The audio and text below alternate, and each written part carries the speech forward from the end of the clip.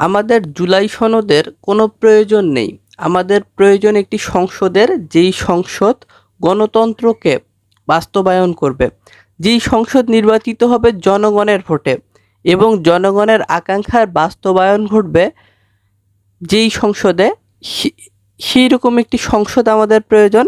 আমাদের গণতন্ত্রকে বাস্তবায়ন করা প্রয়োজন এবং গণতান্ত্রিক ধারায় বাংলাদেশকে ফিরিয়ে নিয়ে যাওয়া প্রয়োজন। জুলাই সনদ আমাদের প্রয়োজন নেই, এমন মন্তব্য করেছেন মেজর অবসরপ্রাপ্ত হাফিজ উদ্দিন আহমেদ। মেজর হাফিজ তিনি বিএনপির নেতা এবং বিএনপির সর্বোচ্চ নীতি নির্ধারণী ফোরাম জাতীয় স্থায়ী কমিটির অন্যতম প্রভাবশালী সদস্য মেজর অবসরপ্রাপ্ত হাফিজ উদ্দিন আহমেদ। তিনি রণাঙ্গনের বীর মুক্তিযোদ্ধা। তিনি মহান মুক্তিযুদ্ধে বীরত্ব সূচক অবদানের জন্য তিনি খেতাব পেয়েছেন। প্রায় 6 বার জাতীয় সংসদে সংসদ সদস্য নির্বাচিত হয়েছেন, মন্ত্রী ছিলেন, অনেক প্রভাবশালী একজন রাজনৈতিক ব্যক্তিত্ব। তিনি বলেছেন এই জুলাই সনদ অন্তর্বর্তীকালীন সরকারের উপদেষ্টাদের জন্য প্রয়োজন, এটি বাংলাদেশের জনগণের কোনো প্রয়োজন নেই। আমরা একটি নির্বাচন চাই, নির্বাচনের মধ্য দিয়ে জনগণের ম্যান্ডেট নিয়ে একটি সরকার গঠন করতে চাই, একটি সংসদ কার্যকর করতে চাই যেখানে জনগণের আশা আকাঙ্ক্ষার প্রতিফলন ঘটবে। রণাঙ্গনের এই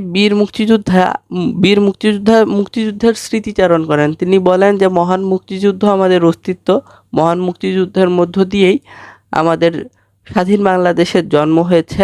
কিন্তু একটি শক্তি আছে যারা মহান মুক্তিযুদ্ধকে খাটো করতে চায়, ছোট করতে চায়, একটি রাজনৈতিক আন্দোলনকে মুক্তিযুদ্ধের উপরে অবস্থান দিতে চায়, কখনো কখনো মুক্তিযুদ্ধের সঙ্গে তুলনা করতে চায়। মেজর হাফিজ বিএনপির এই প্রভাবশালী নেতা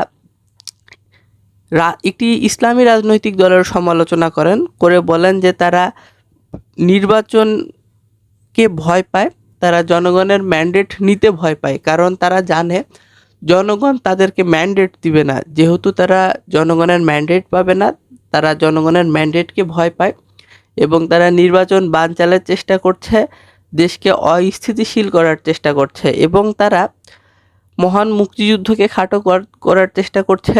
জুলাই সনদ, রাষ্ট্র সংস্কার, সংবিধান সংস্কার, গণভোট, অধ্যাদেশ জারি ইত্যাদি নানান অপ্রাসঙ্গিক এবং অপ্রয়োজনীয় বিষয়ের অবতারণা করছে এবং নির্বাচনকে কিভাবে আরও বেশি দীর্ঘায়িত করা যায় বা বাংলাদেশকে একটি অগণতান্ত্রিক ধারায় কিভাবে পরিচালিত করা যায়, এই ধরনের পায়তারায় তারা লিপ্ত আছে এবং তারা বাংলাদেশের যে ইতিহাস, ঐতিহ্য, সংস্কৃতি, মূল্যবোধ, এটির বিরুদ্ধে, এটির বিপক্ষে তারা